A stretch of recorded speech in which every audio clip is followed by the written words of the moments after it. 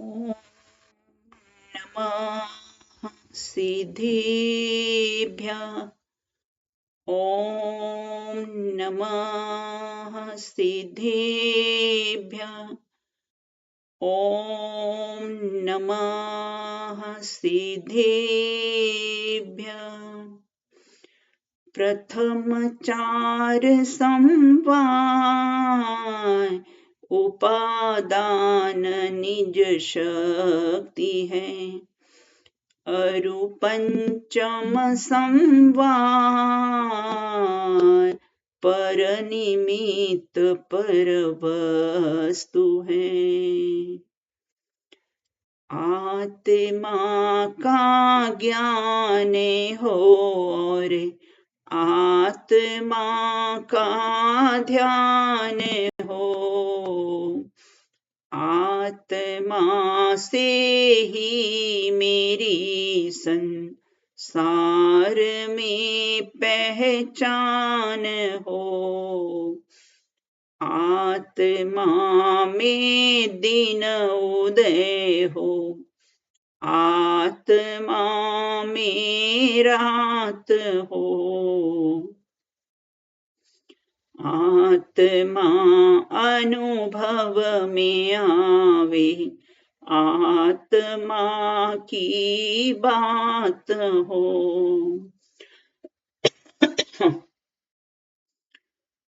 आत्मा के ध्यान में ही मेरा पुनरुत्थान हो। आत्मा के ध्यान में ही मेरा पुनरुत्थान हो। आत्मा के ध्यान में ही मेरा पुनरुत्थान।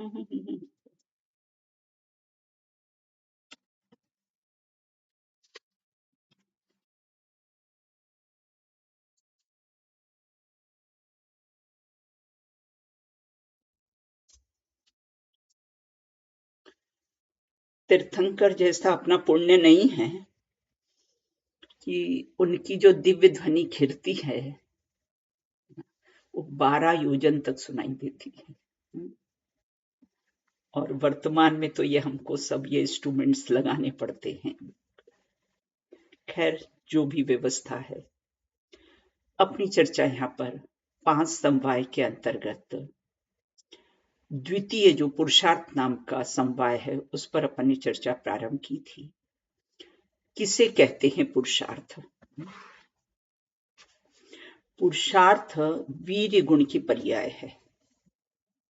द्रव्य का जो निरंतर परिणमन हो रहा है बस उसे ही पुरुषार्थ कहते हैं। निस्वभाव के सन्मुख होना उसका नाम पुरुषार्थ है। गुरुदेव श्री फरमाते थे ना, किसे कहते हैं पुरुषार्थी? किसे कहते हैं पुरुषार्थी? जो स्वभाव की रचना करे अर्थात स्वभाव का अनुभव करे वह पुरुषार्थी, और जो राग की रचना करे वह कैसा है? नपुंसक है। और किसे अपने 17 पॉइंट्स देखे थे पुरुषार्थ के, कि पुरुषार्थ किसे कहते हैं? पुरुषार्थ का स्वरूप क्या है? कार्य रूप से परिणमित होने में पदार्थ की जो शक्ति का परिणमन होना उसका नाम ही पुरुषार्थ है। जैसे तिल में से तेल निकलने की शक्ति है, उस शक्ति का व्यक्त होना उसी का नाम कैसा है? पुरुषार्थ है। फिर उसके 4 भेद हमने देखे थे, धर्म, अर्थ, काम और मोक्ष। तो निश्चय से धर्म का पुरुषार्थ, व्यवहार से निश्चय से काम का पुरुषार्थ, व्यवहार से किसे कहते हैं, इत्यादि बिंदुओं पर हमने चर्चा की थी। और अंतिम बिंदु अपने छोड़ा था कि मोक्ष मार्ग प्रकाशक में तो पंडित टोडरमल जी साहब ने ये लिखा है कि पुरुषार्थ से ही मोक्ष की प्राप्ति होगी। तो फिर अन्य 4 समवायों का क्या होगा? क्योंकि प्रारंभ में हमने, आशा भाभी साहब, प्रारंभ में हमने देखा था ना, डेफिनेशन समवाय की देखी थी ना, कि कारणों के समूह को समवाय कहते हैं। उन 5 कारणों के समूह को समवाय कहते हैं। और यहां तो आप कह रहे हो कि पुरुषार्थ से ही मोक्ष की प्राप्ति होगी, तो क्या ये एकांत नहीं हो जाएगा? बोले नहीं, एकांत नहीं होगा, क्योंकि जीव जब स्वभाव सन्मुखता का पुरुषार्थ करेगा, तब काल लब्धि, होनहार, कर्म का उपशम, निमित्त इत्यादि सब सहज ही योग उसके बन जाएंगे, क्योंकि एक कार्य होने में अनेक कारण होते हैं। इस प्रकार से पूर्व में हमने चर्चा की थी। तो यहां ये कहते हैं कि तू तो पुरुषार्थ कर, बस बाकी 4 को छोड़ दे, वो सब संयोग अपने आप ही मिलेंगे। जैसे अपने पूर्व में चर्चा की थी ना, कि हम रेल का, ट्रेन का टिकट लेते हैं, कंफर्म टिकट हमारे पास होता है, तो वह टिकट हमारे पास होता है, तो हमें कोई शंका होती है कि पता नहीं ट्रेन में कोई बैठने देगा अथवा तो नहीं बैठने देगा। निशंक भाव से अपनी सीट पर जाते, और अगर कदाचित कोई बैठा हो, बोले साहब हमारी सीट है। उसी प्रकार तू पुरुषार्थ कर, बस बाकी तो कैसे 4 समवाय मिलेंगे ही मिलेंगे, जबकि स्वभाव तो अपने पास ही मौजूद है। अब प्रश्न उठता है, आप कहते हो पुरुषार्थ से ही मोक्ष की प्राप्ति होती है, तो यहां पर कहते कि द्रव्यलिंगी मुनिराज जो होता है उसको मोक्ष क्यों नहीं होता है, क्या कारण है? द्रव्यलिंगी मुनिराज को मोक्ष क्यों नहीं होता है, क्या कारण है? वो तो बहुत पुरुषार्थ करते हैं, तपश्चरण इत्यादि करके वो तो बहुत पुरुषार्थ करते हैं। तो उसके लिए कहते हैं कि जैसे कोई पुरुष पानी को बिलोकर घी निकालने का प्रयत्न करेगा, पत्थर पर ना बीज उगाने का प्रयत्न करेगा, और सिर में दर्द होगा और पेट की सिकाई करेगा, तो कब फल की प्राप्ति होगी उसको? उसी प्रकार द्रव्यलिंगी मुनिराज भी के साथ तपश्चरण, व्यवहार साधन इत्यादि सबको मोक्ष की, और इन व्यवहार साधनों को तपस्चरण इत्यादि से कैसा है, मोक्ष की प्राप्ति चाहता है, तो मोक्ष कैसे मिलेगा? कारण ही विपरीत है, तो कार्य यथार्थ कैसे होगा? जहां कारण ही विपरीत होता है, तो कार्य यथार्थ हो ही नहीं सकता। जैसा कारण होता है वैसा ही कार्य होता है, और कोई भी कार्य बिना कारण के नहीं होता है। तो कारण में भी 3 प्रकार की विपरीतता की चर्चा आगम में आई है। पर्याय में देखो कार्य कारण संबंध है, फिर से पर्याय में कार्य कारण संबंध है, लेकिन स्वभाव में कोई कार्य कार्य संबंध नहीं होता है। वहां कोई कारण होता ही नहीं स्वभाव में। कोई अपने से प्रश्न करे कि सूरज पूर्व से क्यों उदित होता है और पश्चिम में क्यों अस्त होता है, कारण बताओ? बोले अकारण। शक्कर मीठी क्यों होती है, आत्मा ज्ञानवान क्यों होता है? बोले अकारण, क्योंकि स्वभाव में कोई भी कारण होता ही नहीं है। तो उस प्रकार से वो शुभ भाव से तो जो द्रव्यलिंगी मुनिराज तपस्रण इत्यादि करता है, व्यवहार साधन करता है, और उससे मोक्ष की प्राप्ति चाहता है, तो मोक्ष कैसे मिलेगा? क्योंकि कारण की ही कैसी है, विपरीतता उसकी होती है। तो इस प्रकार से यहां कहते, और वो शुभ भाव से तो बंध ही होगा। जो बंध का कारण है तो छूटने का कारण कैसे होगा? जो जेल में जाने का कारण है, अपराधी अपराध करता है तो जेल में जाने का कारण होगा, और वो अपराध करके क्या जेल से छूटेगा? वो तो निरपराध भाव से ही कैसा है जेल से छूटेगा। तो 3 प्रकार की विपरीतता की आगम में कैसी है चर्चा आई है। सबसे पहला कारण विपरीतता, फिर स्वरूप विपरीतता और भेदाभेद विपरीतता। सबसे पहले कारण विपरीतता। दिन रात शुभाशुभ भावों से मेरा व्यापार चला करता। दिन रात पाप के कार्य में लगा रहता है और सिद्ध सिला जाने का ख्वाब देखता है, तो ऐसी अनीति संभव नहीं। तो दिन रात है ना, और ये क्या करता है? शुभ भाव से शुद्ध भाव की प्राप्ति चाहता है। तो कैसे होगी? क्योंकि कारण ही विपरीत है। दिन रात स्वाध्याय क्षयोपशम ज्ञान को बढ़ाने में आत्म कल्याण की भावना से नहीं स्वाध्याय करता। क्या किस लिए करता है? कि मेरा क्षयोपशम ज्ञान बढ़े, इसलिए कैसा है स्वाध्याय करता है और सिद्ध पद की प्राप्ति चाहता है। तो ऐसी अनीति संभव नहीं। संवर अधिकार में तो लिखा है ना कि भेद विज्ञान तह सिद्धा सिद्धा ये किल केचना, अस्सेवा भाव तो बद्धा बद्धा ये किल केचना। जितने भी सिद्ध हुए हैं वो भेद ज्ञान से ही हुए हैं, और हम क्षयोपशम ज्ञान को बढ़ाने में लगा रखे। तो कैसे प्राप्त की प्राप्ति होगी? और हमने तो भेद ज्ञान अभी प्रारंभ ही नहीं किया है। तो कारण की विपरीतता, तो कार्य यथार्थ कैसे होगा? कारण परमात्मा से ही कार्य परमात्मा की प्राप्ति होती ना। नियम सार में तो कितनी जगह है, कारण परमात्मा, कारण शुद्ध जीव।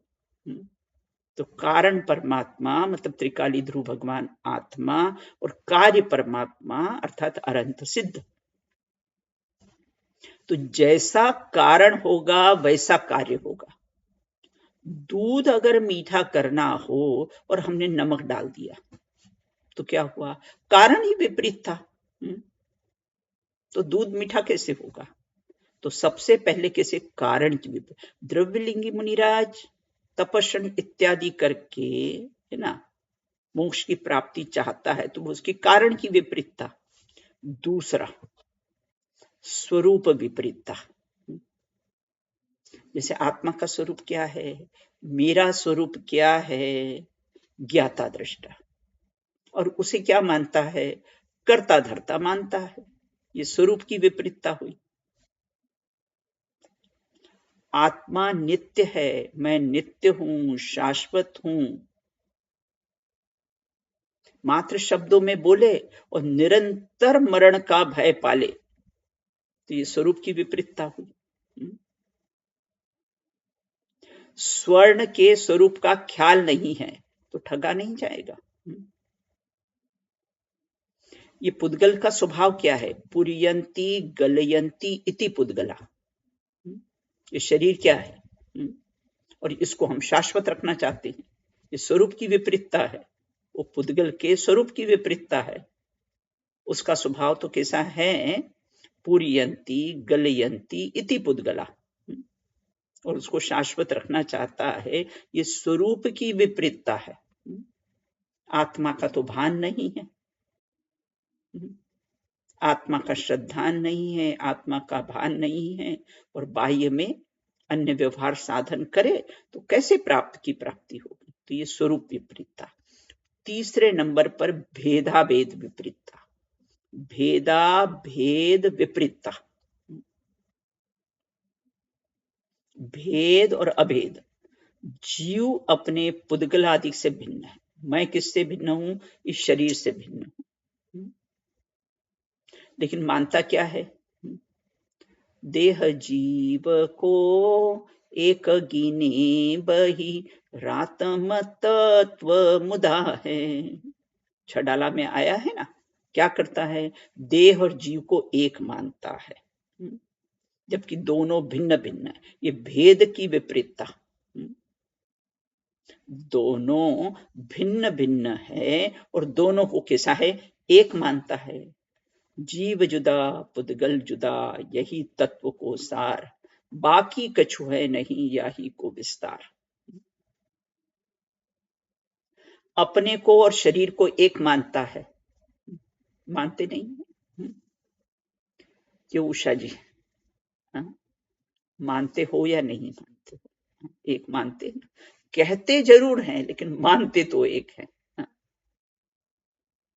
यहां आचार्य कहते तुम कहो भले ही एक लेकिन मानो भिन्न भिन्न, लेकिन हम कहते तो क्या है, भिन्न भिन्न है और मानते एक है। ये हमारी किसी भेदाभेद विपरीतता है। तो शरीर को एक मानता है, जबकि दोनों आत्मा और शरीर नारियल में गोले की तरह बिल्कुल जुदा जुदा है, बिल्कुल भिन्न है। मैं गोरा, मैं काला, मेरा मरण हो जाएगा, तो ये कैसे भेद, ये कैसे भेद क्या मानता है दोनों को, मैं गोरा मैं काला, जबकि दोनों कैसे भिन्न भिन्न है और मानता है कैसा है, मैं गोरा मैं काला, मेरा मरण हो जाएगा। ये भेद संबंधी विपरीतता। अब अभेद, आत्मा अपने ज्ञान दर्शनादि गुणों से कैसा है, अभिन्न है, तो उसकी सत्ता को स्वीकार नहीं करता है। मैं ज्ञान दर्शन सुख वीर्य से अभेद हूं, उसमें कोई भेद नहीं है। और वहां पर कैसा है, वो अभेद संबंधी कैसी है, विपरीतता है। कैसे हैं अभेद, कौन अभेद, ये उनको क्या मानता है, उनकी तो सत्ता स्वीकार नहीं करता। ज्ञान दर्शन आदि जबकि मेरे से अभिन्न है, उनको भेद रूप मानता है। देखो विपरीत पुरुषार्थ करता है तो उसका, देखो एक तर्क किसी ने दिया है कि जीव का विपरीत पुरुषार्थ चलता है तो वह भी तो कर्म का उदय का कारण है, उसका क्या फॉल्ट है, जीव का क्या फॉल्ट है, भले उसको विपरीत श्रद्धान है तो वो भी कर्म के उदय के कारण है। क्या करे, दर्शन मोहिनी कर्म का उदय है इसलिए विपरीत श्रद्धान होता है, तो फिर पुरुषार्थ कैसे करे। देखो मारीची का कर्म का उदय था ना, तो सच्ची दिव्य ध्वनि सुनी फिर भी कार्य नहीं हुआ, तो देखो कर्म का उदय है ना, इसलिए जीव कैसे पुरुषार्थ करे। आप पुरुषार्थ की प्रेरणा देते हो तो कैसे पुरुषार्थ करे, सच्चे उपदेश से निर्णय करने पर भ्रम दूर होता है, परंतु ऐसा पुरुषार्थ तो नहीं करता तो भ्रम दूर नहीं होता है। निर्णय का पुरुषार्थ करे, निर्णय में उपयोग लगाना ही पहला पुरुषार्थ है। पहला पुरुषार्थ क्या है, पहला पुरुषार्थ क्या है रेखा जी, कि निर्णय में उपयोग लगाना ही पहला पुरुषार्थ है। तो वहां तो कैसा है, उपयोग लगाता नहीं, तत्व निर्णय में उपयोग नहीं लगाता है, तत्व निर्णय में कैसा है, उपयोग नहीं लगाता है। और फिर क्या करता है, ये तत्व निर्णय में उपयोग नहीं लगाता है, तो यहां ये कहते हैं कि निर्णय में उपयोग लगाना ही पहला पुरुषार्थ है। मोक्ष मार्ग प्रकाशक में पंडित साहब ने लिया है ना, क्या लिया है, स्वयं तो महंत बना रहना चाहता है और सारा दोष कर्मों पर डालता है। बोले ऐसी अनीति संभव नहीं, कि सारा दोष तो कैसा है, कर्मों पर। क्या करे साहब, प्रवचन में नींद आ रही, क्या करे साहब, दर्शनावरणी कर्म का उदय है। तो तेरे दर्शनावणी कर्म का उदय प्रवचन में ही क्यों यहाँ आता है? तेरा टीवी देखते हुए, मोबाइल देखते हुए, उसमें क्यों नहीं आता है? तो सारा दोष तो कर्मों पर डालता है और स्वयं महंत बना रहना चाहता। ऐसी अनीति संभव नहीं। अरे व्यापार में अगर घाटा होता ना तो एक व्यापार को छोड़कर दूसरा व्यापार करता है, दूसरे व्यापार को छोड़ के तीसरा व्यापार करता है। वहां नहीं विचार करता कि मेरे लाभांतराय कर्म का उदय है। लड़के लड़की का संबंध करना हो तो 10 जगह बात चलाता है, वहां पर नहीं क्रमबद्ध पर्याय का विचार करता, वहां नहीं कर्म के उदय का विचार करता है। और पारमार्थिक कार्य में कर्म के उदय का विचार करता है। तो ऐसा छल ग्रहण, जिनवाणी को पढ़कर ऐसा छल ग्रहण नहीं करना। अपने कर्म के उदय का विचार करके समता भाव रखना। पंडित साहब तो कहते हैं वास्तव में ऐसे जीवों को मोक्ष की सच्ची अभिलाषा ही नहीं है। देखा देखी मोक्ष को अच्छा कहता है, अंतरंग में उसको श्रद्धा नहीं है।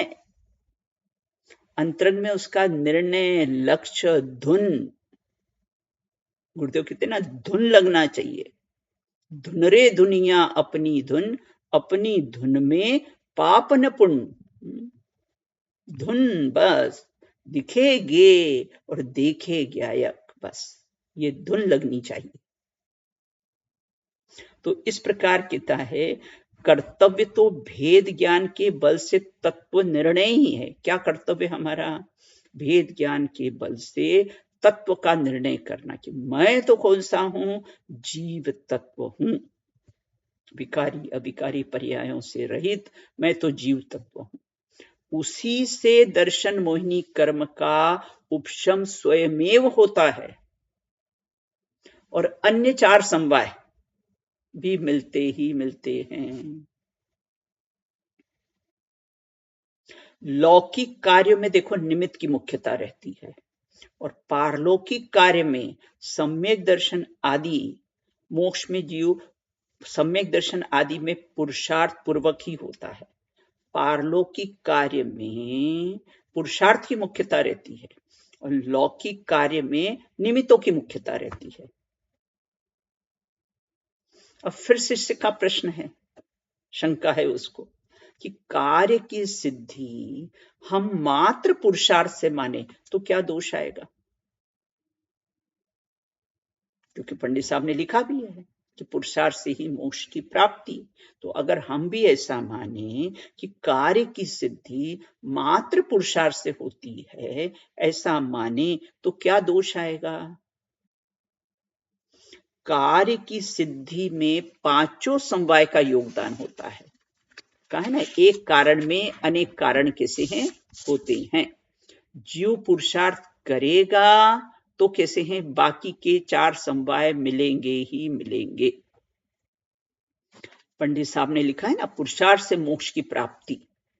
अगर कार्य की सिद्धि मात्र पुरुषार्थ से मानेगा तो, और कदाचित ऐसा माने कि कार्य की सिद्धि मात्र पुरुषार्थ से होती है, अगर ऐसा माने तो बताओ बहुत से जीव गुरुदेव के काल में, बहुत से जीव ऐसे पके हैं जो 15, 20, 30 साल से बराबर स्वाध्याय के सहायक करते हैं, सुनते हैं, सुनाते हैं, फिर भी सम्यक दर्शन की प्राप्ति क्यों नहीं हो रही है? क्यों नहीं हो रही उषा जी? क्या कारण है? कभी विचार किया है? अगर कार्य की सिद्धि मात्र पुरुषार्थ से होती तो फिर ये कार्य की सिद्धि सम्यक दर्शन प्राप्त अपने को हो जाना चाहिए। फिर क्यों नहीं होता है? क्या कारण है? एक बालक दिन रात पढ़ाई करता है, फिर भी उसका मेडिकल कॉलेज में एडमिशन नहीं होता है, तो बोले क्या कारण है? बोले क्योंकि एक कार्य में अनेक कारण चाहिए, वो काल लब्धि नहीं है, वो कार्य नहीं होना था। जैसे होता है ना, कोई लड़की की शादी नहीं होनी हो तो नहीं होती है, चाहे कितनी कुंडलियां मिला लो, लेकिन नहीं होनी हो तो नहीं। हमारी एक फ्रेंड थी, साथ में पढ़ती थी, नहीं योग था उसके विवाह का, तो क्या हुआ कि उसका विवाह नहीं हुआ। तो इस प्रकार से यहां ये कहते हैं कि देखो, ऋषभ मुनिराज ने 1000 वर्ष तक तपस्या किया और भरत जी ने अंतर्मुहूर्त में केवल ज्ञान प्राप्त कर लिया। तो जिस जिसका भी ये पांचों समवाय मिलते हैं तभी कार्य होता है। तो एक कार्य में अनेक कारण कैसे हैं, मिलते हैं। फिर शंका उठी, क्या शंका हुई, फिर मात्र पुरुषार्थ का ही उपदेश आप क्यों देते हो? पांचों समवाय में मात्र पुरुषार्थ में ही हमारी चलती है। देखो, स्वभाव तो सबका नित्य है, उसको तो बदला नहीं जा सकता है। जैसे शक्कर का मीठापन, अग्नि का उष्ण स्वभाव, मेरा स्वभाव ज्ञाता दृष्टा, उसके स्वभाव को तो कभी बदला नहीं। अगर स्वभाव को बदल जाए तो स्वभाव कहे किसे? स्वभाव की एक डेफिनेशन याद रखना, जिसका कभी न होए अभाव उसका नाम है स्वभाव, और जिसका निरंतर होए अभाव उसका नाम है विभाव। अब ये मत पूछना कि दीदी ये परिभाषा कौन से ग्रंथ में लिखी हुई, कुछ कुछ डेफिनेशन तो मेरा मौलिक चिंतन से मेरे को मिलती है, तो मैं आगम से मिलान कर लेती हूं, है ना, कि आगम में शब्दों में हेरफेर हो सकता है, लेकिन सिद्धांत में कुछ भी हेरफेर नहीं हो सकता है। तो यहां ये कहते हैं कि फिर मात्र पुरुषार्थ करने का उपदेश क्यों दिया? क्योंकि अपनी पुरुषार्थ में ही चलती है भैया। मैंने कहा ना, स्वभाव मौजूद है, उसको तो बदला नहीं जा सकता है। और पंडित साहब ने कहा, काल लब्धि और होनहार कोई वस्तु ही नहीं है। यहां वस्तु नहीं है का क्या अर्थ है, कि अर्थात वो कोई द्रव्य नहीं है। काल लब्धि और होनहार कोई वस्तु नहीं है, अर्थात वो कोई द्रव्य नहीं है, उसमें तो हमारी चलती नहीं है। तो जो कार्य हुआ है बस वही काल लब्धि कहलाएगी, और जो कार्य हुआ है वही कैसा है, होनहार कहलाएगा। गौतम गंधर्व को समोशरण में मानस्थम देखा और मान चला गया। जिस समय मान गया वही काल लब्धि हुई, और वह मान गलित हुआ, ये कार्य हुआ, वह होनहार हुई। स्वभाव तो मौजूद ही था, निमित्त मानस्थम मिला, उससे दर्शन मोहिनी कर्म का उपशम हुआ। और देखो, कर्म तो बहुत सूक्ष्म है, वह तो दिखाई देते नहीं है, इसलिए मात्र पुरुषार्थ का ही उपदेश दिया हुआ है।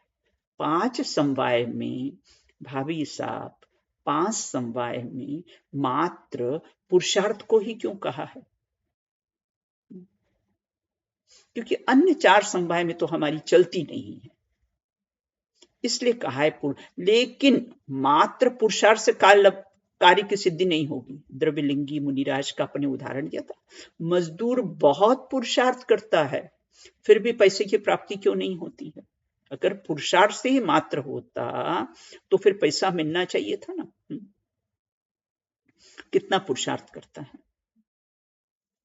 तो इस प्रकार से मात्र पुरुषार्थ में ही कैसा है, अपनी चलती है, और काल लब्धि और होनहार कोई वस्तु नहीं है, इसलिए कैसा है, जीव को पुरुषार्थ का उपदेश दिया जाता है। देखो, एक विस्मार्क नाम का नवयोग था। निष्ठा क्या कहा? एक विस्मार्क नाम का नवयोग था, उसने 3 संदेश दिए, 3 शब्द के संदेश, 3 शब्द बोले, परिश्रम, परिश्रम परिश्रम, परिश्रम, परिश्रम और परिश्रम। और हमारे आचार्य भी क्या कहते हैं, हाँ, हमारे भी 3 संदेश देते हैं। क्या कहते? स्वभाव सन्मुखता का पुरुषार्थ, स्वभाव सन्मुखता का पुरुषार्थ, स्वभाव सन्मुखता का पुरुषार्थ। बोले तू स्वभाव सन्मुखता का पुरुषार्थ करेगा तो अन्य समवाय मिलेंगे ही मिलेंगे। सोगानी जी थे ना, नाम सुना होगा आपने, निहाल चंद जी सोगानी। बहुत आत्मार्थी जीव थे, बहुत भद्र परिणामी, प्रसिद्धि से कोसों दूर, बस अपने ही कार्य करने में लगे हुए थे, बस अपनी विशुद्धि कैसे बढ़े, बस। क्योंकि प्रसिद्धि के लोभ में विशुद्धि घटती है और अशुद्धि बढ़ती है। जहां विशुद्धि बढ़ जाती है तो प्रसिद्धि अपने आप बढ़ जाती है और विशुद्धि घट जाती है। तो उन्होंने लिखा है कि आत्मा के चिंतन को भी पुरुषार्थ नहीं कहा है। और थोड़े अंदर आए कि आत्मा के चिंतन को भी पुरुषार्थ नहीं कहा है, क्योंकि चैतन्य का चिंतन भी चैतन्य को जलाता है, ऐसा लिखा है उन्होंने। चैतन्य का चिंतन ही चैतन्य को जलाता है, क्योंकि चिंतन आश्रव तत्व है। क्या कहा ऋचा? ऋचा क्या कहा? कि चिंतन भी आश्रव तत्व है। मैं चैतन्य तत्व हूं, जो पर्याय स्वरूप का चिंतन करके उसमें समा गई, जो पर्याय स्वरूप का चिंतन करके उसमें समा गई, तो ऋजु सूत्र नय से पुरुषार्थ है। ऋजु सूत्र नय किसे कहते हैं? जो वर्तमान पर्याय को ग्रहण करता है। ऋजु सूत्र नय मात्र वर्तमान पर्याय को ग्रहण करता है। जब तक कार्य की सिद्धि नहीं हो तो उसको पुरुषार्थ भी नहीं कहा जाएगा। 4 लब्धियों को पुरुषार्थ नहीं कहा है। सम्यक दर्शन होने पर करण लब्धि को पुरुषार्थ कहा है। तो इस प्रकार जब तक कार्य की सिद्धि नहीं हो तो पुरुषार्थ नाम नहीं पाता है। देखिए, शादी किसको कहते हैं? संबंध तय हो जाना, बारात का आ जाना, बैंड बाजे सब आ गए, वो शादी है क्या? उसको शादी कहते हैं क्या? जब तक गले में वरमाला नहीं डाल दे, फेरे नहीं हो जाएं, तो उसको शादी कहते हैं। और अगर बीच में ही दुल्हन भाग गई तो उसको शादी संज्ञा नहीं दी जाती है। और शादी की डेफिनेशन में हमेशा एक बताती हूं। क्या डेफिनेशन है? 2 दुखी मिलकर सुखी होने का प्रयत्न करे, उसका नाम है शादी। 2 दुखी मिलकर कभी सुखी हो सकते हैं? भाई 2 भिखारी मिलकर कभी करोड़पति हो सकते हैं क्या? 2 भिखारी मिलकर कभी करोड़पति हो सकते हैं क्या? तो 2 दुखी मिलकर सुखी होने की कल्पना करे, उसका नाम कैसा है? शादी। जग्गू भिखारी और मग्गू भिखारी करोड़पति होने की कल्पना करे। देखो, जब तक श्रद्धा ज्ञान चारित्र की पर्यायनी स्वभाव का वर्ण नहीं कर लेती, जब तक श्रद्धा ज्ञान चारित्र की पर्याय अपने स्वभाव का वर्ण नहीं कर लेती है, जब वर्ण करती है तो पूर्व पर्याय को पुरुषार्थ कहा जाएगा। वो पूर्व पर्याय पुरुषार्थ नाम पाए। अच्छा स्वरूप समझ लेना आप पुरुषार्थ का, क्योंकि अंतिम पर्याय स्वरूप में लीन हुई है, तो पूर्व की पर्याय को पुरुषार्थ कहते हैं। वो भी व्यवहार से, और स्वरूप के बाहर चली गई तो वो पुरुषार्थ संज्ञा भी नहीं पाएगी। वो स्वरूप के बाहर चली गई तो उसे पुरुषार्थ संज्ञा भी नहीं कहते हैं। तो इस प्रकार से यहाँ ये कहते हैं, देखो एक बार गुरुदेव से प्रश्न पूछा। क्या प्रश्न पूछा? बहुत मार्मिक है। इस काल में मोक्ष तो होता नहीं। ऋचा क्या प्रश्न पूछा कि इस काल में तो मोक्ष होता नहीं।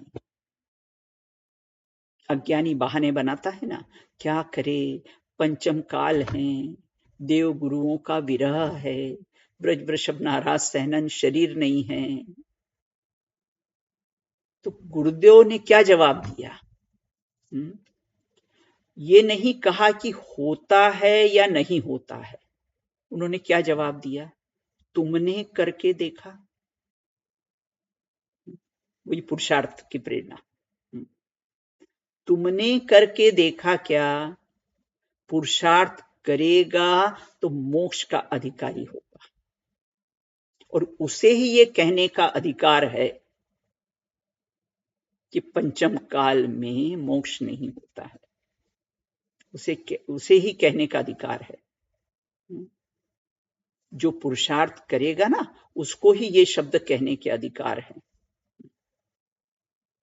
ज्ञानी हमेशा अपने पुरुषार्थ की ही कमजोरी बताते हैं और अज्ञानी पर पे दोषारोपण करते हैं, परिस्थिति सापेक्ष बातें करते हैं। तो यहां कहते कुम्हार घड़ा बनाता है। इसमें पांचों समवाय अपन लगाएं। कुम्हार घड़ा बनाता है। ऋचा इसमें पांचों समवाय लगाओ। सबसे पहला कौन सा है? स्वभाव। तो स्वभाव तो त्रिकाल मौजूद रहता है। स्वभाव कैसा रहता है? निमिष। स्वभाव तो त्रिकाल मौजूद रहता है ना। तो यहां पर जो कुम्हार ने घट बनाया, घड़ा बनाया, तो उसमें मिट्टी क्या कहलाई? स्वभाव, क्योंकि वो त्रिकाल मौजूद रहती है। बनने पर भी, उसके टूटने पर भी। अब दूसरा पुरुषार्थ, मिट्टी का जो घड़े रूप परिणमन होना, वह पुरुषार्थ है। थोड़ा अपने को तो ऐसा लगता है कुम्हार ने पुरुषार्थ किया, हाँ? लेकिन सिद्धांत की बात तो क्या हुई? मिट्टी का घड़े रूप परिणमन होना, उसका नाम पुरुषार्थ है। अब काल लब्धि कौन सी आई? जिस समय घड़ा बनकर तैयार हुआ वह काल लब्धि, वह समय, टाइम। और होनहार, घड़ा बनकर तैयार हुआ, जो कार्य हुआ ना, जो घड़ा बनकर तैयार हुआ वह कैसा है? होनहार है या भवितव्य कहो, दोनों कैसी है? एक ही बात है। जो पर्याय प्रकट हुई है वही होनहार कहलाती है। और निमित्त, कुम्हार निमित्त, क्योंकि उसके हाथों का घूमना, योग उपयोग लगना, वह कैसा है? निमित्त। योग उपयोग उसको पुरुषार्थ नहीं कहा, वह तो निमित्त है। पुरुषार्थ हमेशा उसी द्रव्य की पर्याय का होता है ना। और पुरुषार्थ हमेशा उसी द्रव्य की पर्याय में कैसा है? चलता है।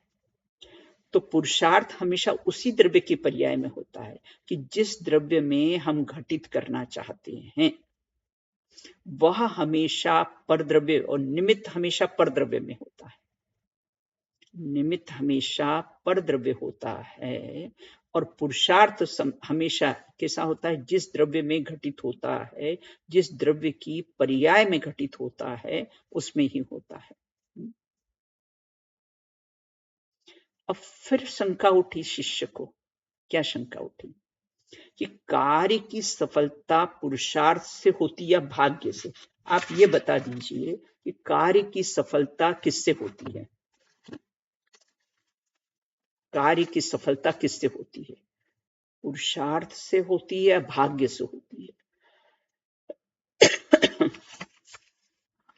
यहाँ कहते कार्य की सफलता पुरुषार्थ से ही होती है या भाग्य से, ये अपनी शंका है। देखो, एक महान वैज्ञानिक थॉमस अल्वा एडिसन, जिसके आविष्कारों ने पूरी दुनिया में धूम मचा रखी थी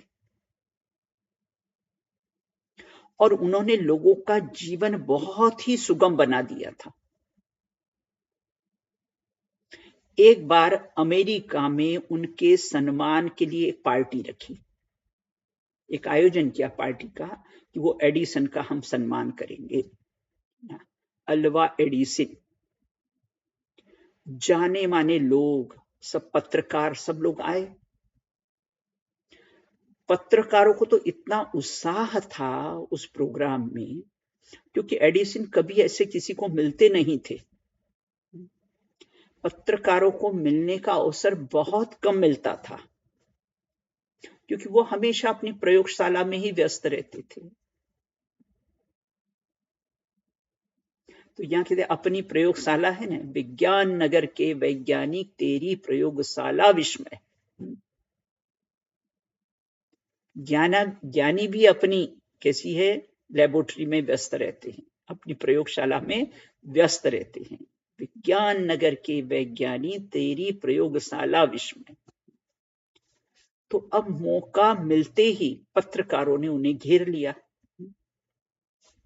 और प्रश्नों की तो बौछावर करते ही हैं पत्रकार, सब पूछने लगे। तो एक पत्रकार ने पूछा, आपकी सफलता का श्रेय किसे देते हैं आप ये बताइए, भाग्य को देते हैं या परिश्रम को देते हैं? दूसरे प्रश्न ने पूछा, आप अपनी सफलता का श्रेय भाग्य को देते हैं क्या? एडिसन मुस्कुराए। यदि एकाग्रता से परिश्रम करेंगे तो भाग्य स्वयं स्वयं ही बन जाता है। देखो, यहां अपने को पुरुषार्थ की प्रेरणा मिलती है कि अगर आप कोई भी काम में एकाग्र, चाहे लौकिक कार्य हो चाहे पारलौकिक कार्य हो, एकाग्रता से ही मिलती है सफलता। तो दुर्भाग्य स्वभाव, वो जो दुर्भाग्य हो वो सौभाग्य में बदल जाता है। तो एडिसन ने भी कैसे है, पुरुषार्थ की प्रेरणा दी है। तो इसलिए पांचों समवाय में पुरुषार्थ का एक विशिष्ट स्थान है। इस प्रकार से कैसा है, अपने चर्चा की है, अपनी कैसे हैं। तो अब अपने शेष चर्चा अपन करेंगे कि पांचों समवाय को समझने से हमें पुरुषार्थ की प्रेरणा कैसे मिलती है, उसकी शेष चर्चा अपन कैसी है बाद में करेंगे। अब अपन चर्चा यहाँ पर अंतिम 4 पंक्तियां बोलकर, तो इस प्रकार से क्या शिक्षा मिली अपने को? शिक्षा अपने को ये मिली कि अपने को पुरुषार्थ करना चाहिए, लेकिन पुरुषार्थ का पहले सच्चा स्वरूप जानना। पुरुषार्थ कहते किसे? पूर्व में मैंने कहा ज्ञाता दृष्टा रहना सबसे बड़ा पुरुषार्थ है। मैंने अपने रूम में ये वाक्य लिखवा के रखा है कि ज्ञाता दृष्टा रहना ही सबसे बड़ा पुरुषार्थ, और एकाग्रता से ही मिलती है सफलता। ये वाक्य भी लिखा के रखा है। तो इस प्रकार चर्चा अभी एक पीरियड में और अपने पुरुषार्थ की चर्चा होगी। 3 पीरियड में अपने पुरुषार्थ नामक समवाय की चर्चा को अपन समाप्त करेंगे। अंतिम अपन 4 पंक्तियां बोलते हैं। चैतन्य का स्मरण प्रतिक्षण करो रे, भव के अनंत दुख को पल में हरो रे, अक्षय अनंत सुख सौख्य निधान पाओ, गाओ अरे नित इसी के गीत गाओ गाओ, अरे नित इसी के गीत गाओ। जय बोलो अनंतानंद सिद्ध परमेष्टि भगवंतों की जय हो। 3 कम 9 करोड़ महामुनिराजों की जय हो। नित्य बोधनी द्वादशांग में जिनवाणी माता की जय हो। अहिंसा परमो जैन धर्म की जय हो।